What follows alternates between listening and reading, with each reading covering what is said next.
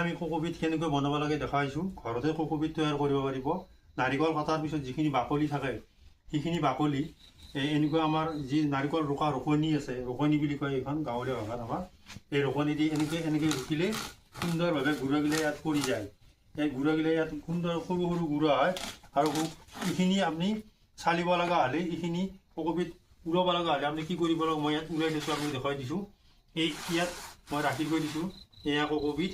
ইয়াত যদি আপোনাৰ যদি গুড়া ডাঙৰ গুড়া থাকে তেতিয়াহ'লে এই সৰু আমাৰ ধান চালা চালিকেদি এনেকৈ চালিলে ওপৰত যিখিনি বাকলি থাকে বা অৱশিষ্ট বেয়া বস্তু থাকে সেইখিনি আমি পেলাই দিব পাৰি। এয়া চাওক তলত কি সুন্দৰ কোকোপিট হৈছে, একদম মিহি, একদম লাহে লাহে ৰুকিব লাগিব, মিহি সুন্দৰ মিহি হৈ যায়।